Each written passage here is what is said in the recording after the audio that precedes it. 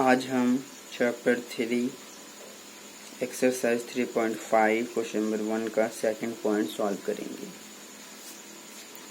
Second point में हमें दिया है, ये हमारा समीकरण है। पहला समीकरण दिया है 2x + y बराबर 5 है। जब हम -5 को इधर उठा के लाएंगे माइनस में आ जाएगा बराबर 0। इसको हमने पहला समीकरण मान लिया। और दूसरा समीकरण हमें दिया है 2x + 2y बराबर 8 है। 8 को इधर लेके आएंगे तो माइनस में आ जाएगा बराबर 0 कर देंगे। समीकरण 2 हो गया। अब हम इसको सॉल्व करते हैं। यहाँ पर a1 की वैल्यू है, आप देख सकते हैं 2 है, और b1 की वैल्यू यहाँ पर कुछ भी नहीं, आप 1 लिख सकते हैं, और c1 की वैल्यू आपको -5 मिल जाएगा। इसी तरह से जब हम यहाँ पर व्यापक रूप से कंपेयर करेंगे तो समीकरण यहाँ पर हमें a2 मिल जाएगा 3, b2 मिल जाएगा 2, c2 मिल जाएगा -8। तो पहले चेक कर लेते हैं। a1 बटे में a2 तो 2 बटे में 3 बन जाएगा, कॉमा जब हम b1 बटे में b2 को चेक करेंगे तो 1 बटे में 2, यानी कि दोनों बराबर नहीं हैं। तो जब ये दोनों बराबर नहीं हैं तो आप देख सकते हैं, चूंकि a1 बटे में a2 बराबर नहीं है b1 बटे में b2 के, तो ये कौन सी स्थिति है? अतः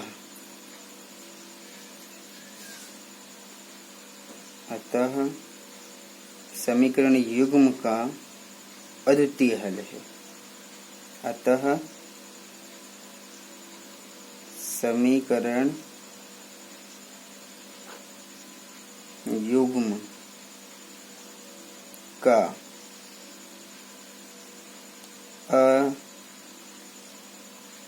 अद्वितीय हल है। तो अब अगर अद्वितीय हल है तो हमें हल करना पड़ेगा। तो जब हम उसको हल करने जाएंगे तो अब हम वर्गीकरण विधि के लिए फॉर्मूला और क्वेश्चन दोनों सॉल्व करते हैं। पहले फॉर्मूला लिखेंगे फिर क्वेश्चन सॉल्व करेंगे। तो जो हमारे पास विधि है, हमें वर्गीकरण विधि से सॉल्व करना है। तो वर्गीकरण विधि से विधि क्या है? आप x का मान y का मान निकालेंगे। तो ये इस तरह से लिखा जाएगा, b1 बटे में b2, c1 बटे में c2, a1 बटे में a2, b1 बटे में b2। तो इन दोनों की गुणा होगी, फिर माइनस ये, इन दोनों की गुणा माइनस ये, इन दोनों की गुणा माइनस ये। तो अब जब यहाँ पर हम x के लिए रखेंगे, पीछे से आप जब मान रखेंगे तो b1 का मान कितना रखेंगे? b1 का मान हो जाएगा हमारा 1 और b2 का मान हो जाएगा 2। यहाँ से हम रख देते हैं मान, तो ये आ जाएगा b1 बटे में b1 b2 का मान एक और, यहाँ 1 आ गया, यहाँ 2 आ गया, और फिर c1 c2, तो c1 c2 का मान -5 और यहाँ -8 है, तो यहाँ लिख देते हैं -5 -8। और फिर a1 a2 लिखना है, तो ये 2 और 3 है, तो यहाँ पर आ जाएगा 2, यहाँ पर आ जाएगा 3। फिर b1 b2 का लिखेंगे, यानी कि एक और 2 है, तो 1 और यहाँ 2। तो ये x के लिए हो गया, ये y के लिए, और ये 1। तो अब जब हम इसको हल करेंगे तो x के लिए हम लिखेंगे, कैसे लिखेंगे? इन दोनों की तो गुणा हो जाएगी, तो ये आ जाएगा 1 गुणा में -8, और फिर हम घटा देंगे इन दोनों की गुणा करके, यानी कि 2 गुणा -5 बराबर, फिर y के लिए लिखेंगे, कैसे? इन दोनों की गुणा करेंगे, तो बन जाएगा -5 गुणा में 3, फिर माइनस का निशान, फिर इन दोनों की गुणा हो जाएगी, फिर ये माइनस का 8 है, तो जब हम -8 की गुणा करेंगे 2 में और फिर बराबर का निशान लगा के मैं यहाँ लिख देता हूँ। तो 1 के लिए जब हम लिखेंगे तो इन दोनों की गुणा हो जाएगी, तो 2 की गुणा 2 में कर देंगे माइनस, फिर इन दोनों की गुणा हो जाएगी 3। तो जब हम इसको हल करेंगे तो हमें मिलेगा, क्या मिलेगा, 1 के 8 में करेंगे माइनस प्लस माइनस का 8 ये, और फिर माइनस का ये और माइनस का ये, तो माइनस माइनस ये प्लस हो जाएगा, 2 पंचे 10 बराबर निशान y बटे में माइनस प्लस माइनस, तो 5 3 15, माइनस का 15 ये, और फिर माइनस माइनस प्लस हो जाएगा, 8 दूनी 16 बराबर 1 बटे में 2 दूनी 4 माइनस 3। तो जब इसको हल करेंगे तो x बटे में 10 में से 8 घटा देंगे क्योंकि प्लस माइनस में है, तो 2 आ गया बराबर y बटे में 16 में से 15 घटाएंगे तो 1 आ जाएगा, प्लस का 1 प्लस का ज़्यादा है, यहाँ घटा देंगे तो 1 बटे में 4 में से 3 घटाएंगे 1 आ जाएगा। तो अब हम यहाँ पर पहुँच चुके हैं। अब यहाँ पहुँचने के बाद क्या करेंगे, इसको बराबर रख देंगे इसके, और फिर दोबारा इसको बराबर रख देंगे इसके। कैसे, देखिए, जब हम इन दोनों को बराबर करेंगे तो हम ऐसे लिखेंगे, x बटे में 2 बराबर 1 बटे में 1। x का मान इससे ज्ञात हो जाएगा। जब y का ज्ञात करेंगे तो इसको इसके बराबर रख देंगे, यानी कि y बटे में 1 बराबर 1 बटे में 1। तो जब क्रॉस मल्टीप्लाई कर देंगे तो x की 1 में गुणा करेंगे x, 2 की 1 में करेंगे 2, y की गुणा 1 में करेंगे तो y 1 की 1 में कर देंगे 1। तो इस प्रकार से आप देख सकते हैं, आप लिख भी सकते हैं, अतः x का मान 2 है और y का मान 1 है।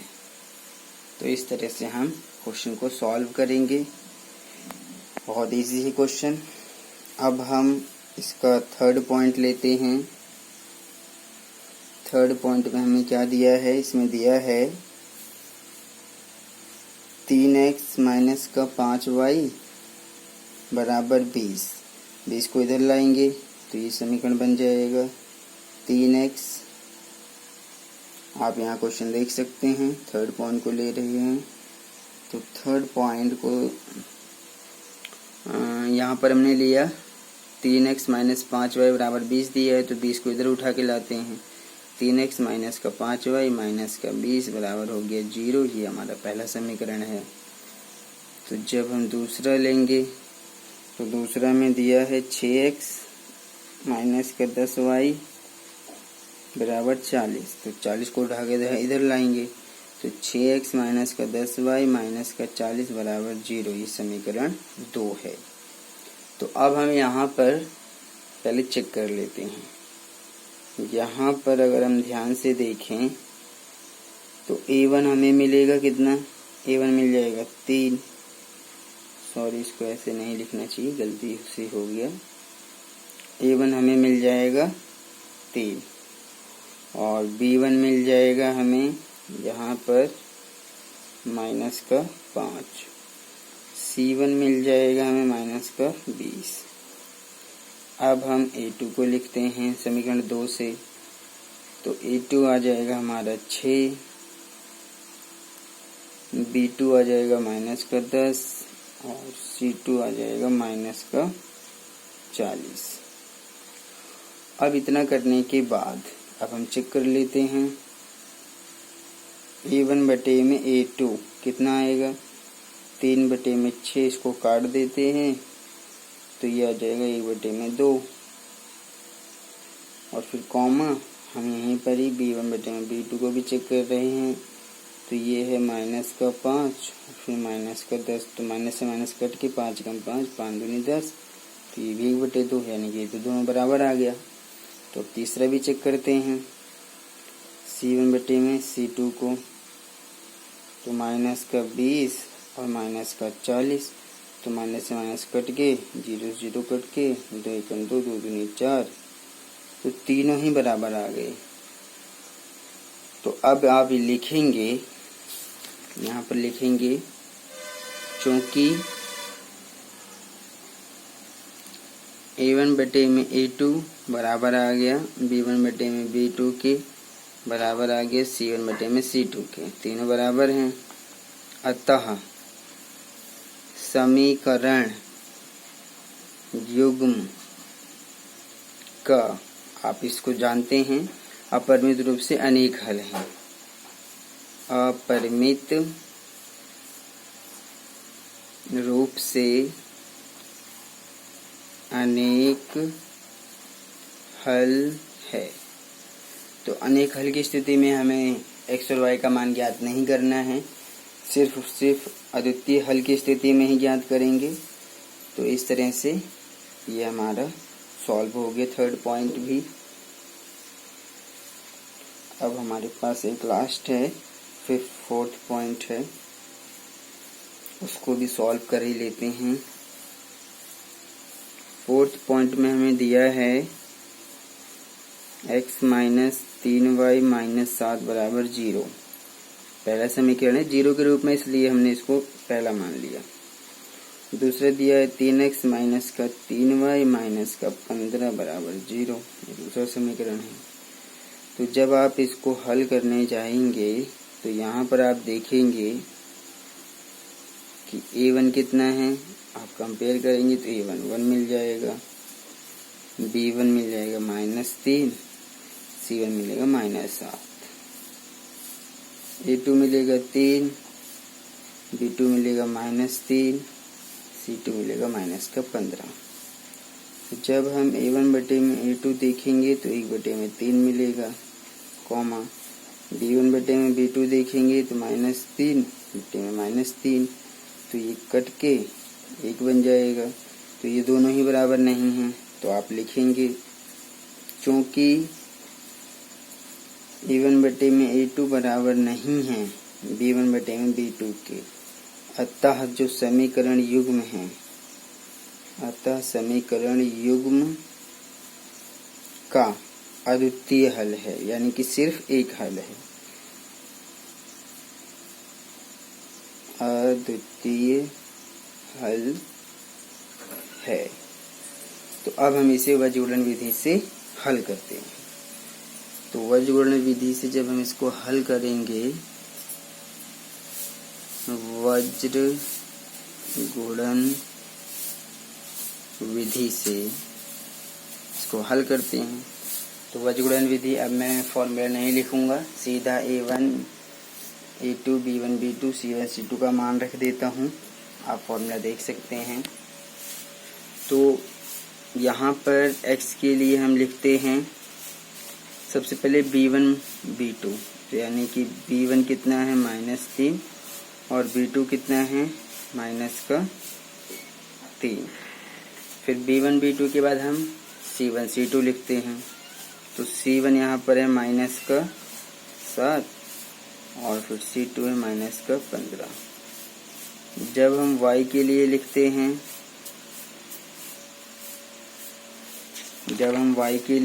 हैं, तो अब यहाँ पर हम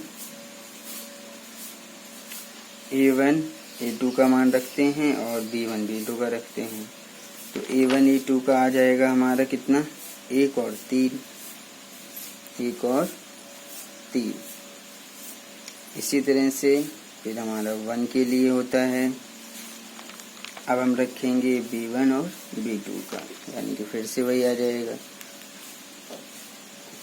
-3 और फिर -3। तो अब हमारी जो विधि है वो कैसे सॉल्व होती है आप जानते हैं। तो पहले x का मान लिखा जाता है, इसमें हम इन दोनों की गुणा करते हैं, तो ये -3 की गुणा हो जाएगी -15, फिर घटा देंगे हम -3 की गुणा -7 में करेंगे, बराबर y के लिए हम इन दोनों की गुणा करेंगे, तो -7 की गुणा 3 से करेंगे, फिर माइनस कर देंगे इन दोनों की गुणा, यानी कि -15 की गुणा हम 1 में करेंगे, बराबर 1 के लिए जब हम लिखेंगे तो इन दोनों की गुणा हो जाएगी तो ये बन जाएगा 1 की गुणा -3 में कर देंगे। जब भी माइनस का किसी संख्या के साथ माइनस का निकालना ब्रैकेट में लिखना ज़्यादा सुटेबल होता है, और फिर इन दोनों की गुणा हो जाएगी। तो ये आ जाएगा हमारा 3 की गुणा -3 में हो जाएगा। अब इसको जब हम सॉल्व करेंगे तो माइनस माइनस प्लस, 15 3 45 और बीच में माइनस के निशान, और माइनस माइनस प्लस हो गया 30 से 21 हो जाएगा, बराबर y बटे में माइनस प्लस माइनस 7 में 21 हो गया, फिर माइनस का निशान, माइनस का ये प्लस का ये, तो माइनस प्लस माइनस का 15 आ जाएगा, बराबर 1 बटे में प्लस माइनस माइनस का 3 ये हो गया, और फिर माइनस और माइनस प्लस बन जाएगा, और ये 3 3 9 हो जाएगा। तो अब हमें मिलेगा x बटे में 45 में से 21 घटा देते हैं, तो ये हमें मिलेगा 4 यानी कि 24 मिल जाएगा, बराबर y बटे में। जब आप इसको सॉल्व कर लेंगे तो ये हो जाएगा हमारा माइनस का 21, ये माइनस माइनस तो प्लस हो जाएगा, प्लस का 15 ये और माइनस का 21 ये। तो वैसे चलो अगले स्टेप में सॉल्व कर लेंगे, -21 और ये माइनस माइनस प्लस का 15 बराबर 1 बटे में 9 में से 3 घटा देते हैं तो 6 आ जाएगा।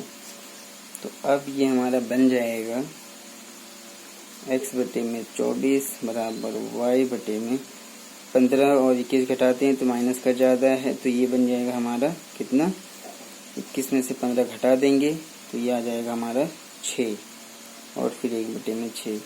x का मान याद करने के लिए इसको बराबर रखते हैं, y का मान याद करने के लिए इसको इसके बराबर रखते हैं। तो x बटे में 24 बराबर आ जाएगा 1 बटे में 6 के।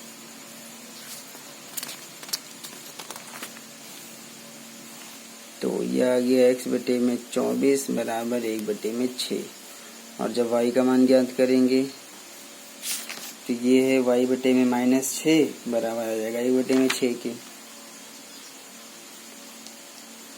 क्रॉस मल्टीप्लाई कर देंगे तो x की 6 में करेंगे 6x, 24 की 1 में करेंगे 24, तो x का मान निकलेगा 24 बटे में 6 चौक 24 यानी कि x का मान 4 निकल गया।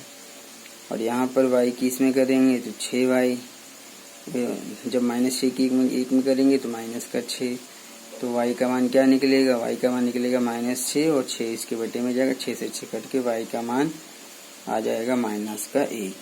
तो अतः आप कह सकते हैं x का मान 4 है, y का मान -1 है। इस तरह से ये भी पॉइंट सॉल्व हो गया।